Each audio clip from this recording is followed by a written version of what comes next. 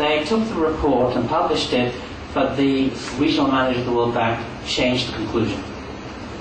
The evidence and the analysis wasn't changed, but just the conclusion, to say that we shouldn't be doing this. We shouldn't be investing in secondary prevention.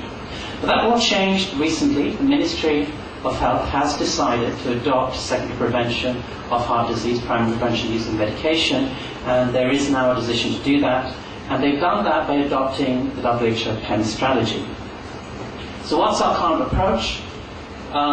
What the ministry has done is they've established 650 healthy lifestyle centres, HLCs, nationwide, to screen adults for NCDs. These centres are somehow divorced from the rest of the health system, unfortunately. That what they're supposed to do is essentially to screen people and decide whether they should get treatment for diabetes or heart disease. They've also made a decision that for cardiovascular high-risk individuals who've been identified by the screening, they should be prescribed antihypertensives and statins. There's also been an actual budget allocation for these medications. A few years ago it was about 350 million, but in practice the budget is gradually increasing. Now, this response has not been enough. So what we see at the informal level is that our secondary and tertiary hospitals continue to set up and operate NCD clinics to treat NCD patients. That's, I think, the response of the clinicians to the unmet patient demand. Now I want to focus on the issue, on this screening strategy that the ministry has adopted on WHO advice. That's really the focus of the analytical part of this presentation. And what's the strategy? The strategy is we're going to screen everyone between the ages of 40 and 65. And these 650 centres are enough to do this nationwide. They measure blood pressure, fasting blood glucose, BMI, smoking status, and then estimate the cardiovascular risk, the 10-year risk of death in these individuals based on those risk factors using WHO ISH charts. These are basically multicolored charts that WHO has produced for countries around the world. And we assume in the screening that everybody's cholesterol is 5 millimoles per litre because it was decided it was too expensive to measure people's cholesterol. So that's a screening strategy. Based on the assessment of individual risk, if your risk is more than 30%, you're given statins.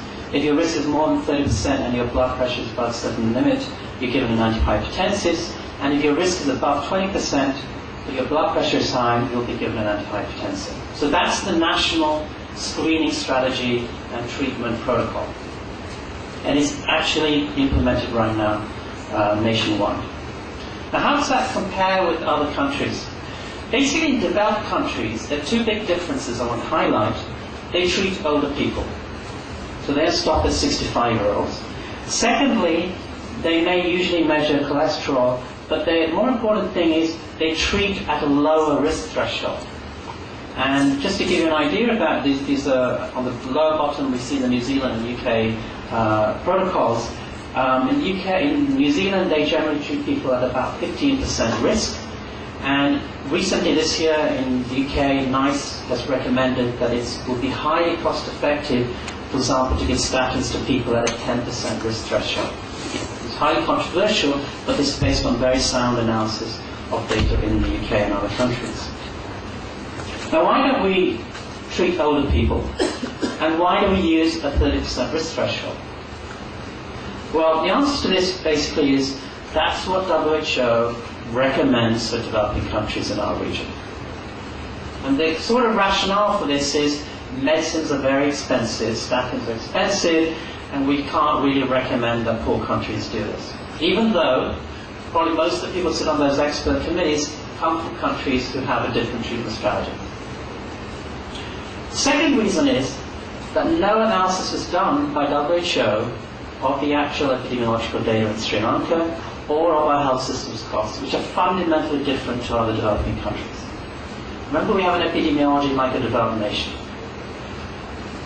We also have significantly lower health system costs, and I'll get to that later. The third reason is it was deemed that cardiovascular deaths in absolute terms in older people are small in number, and also older people are of lower priority for treatment to prevent death. These are the two main reasons. Now I just want to touch on the issue of age. If you look at the actual risk profile, you're more likely to have heart disease and die from it if you're older. This shows you the risk probabilities by age group. Clearly, older people have much higher probabilities, but of course they're fewer in number. So there's some logic to saying that older people have fewer deaths. But what's the reality in Sri Lanka? The reality in Sri Lanka is that about 2/3 of ischemic heart deaths, cardiovascular deaths, occur in people above the age of 65. And this is a group which is excluded from our current national policy. This is an example of making wrong inferences from other developing countries. In most developing countries, they don't have that many old people because life expectancy is low. In our case, we do, but we exclude them. Now I want to turn to the actual screening protocols that we use. Now, as I said, these were never actually analyzed using real Sri Lankan data to test whether they're optimal or appropriate. So that's what we did, and my colleague, Dr. Rannan-Eliya, who's in the room, actually did most of the analysis here, which I'm going to present. So what we did was we looked at 3 different approaches. We looked at the current Ministry of Health approach, which is screen everybody between 40 to 65 and measure those things and use WHO risk charts.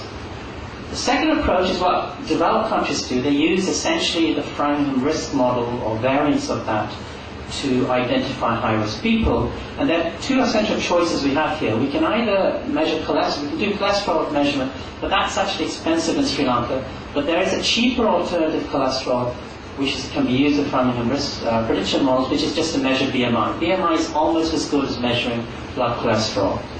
And that's the second approach that we looked at. And the third approach we looked at was to extend the age limit to 75 years for screening and treatment. That's what developed countries do. Okay. So we looked at these 3 treatment approaches, or screening protocols, and treatment protocols, to see what would be the impact on the cost if applied in Sri Lanka.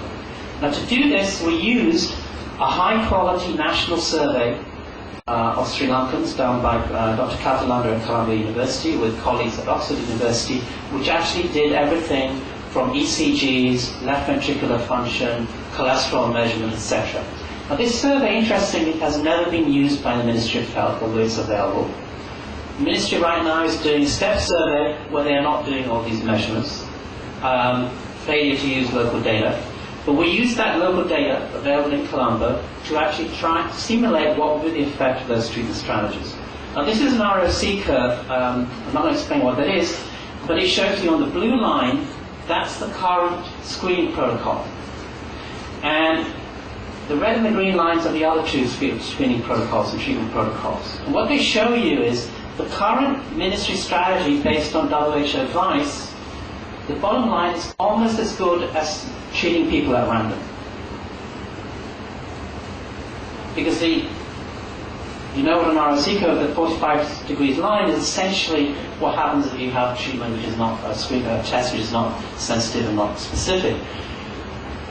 The red and green lines are much better. Those treatment screening protocols, treatment protocols are much more effective.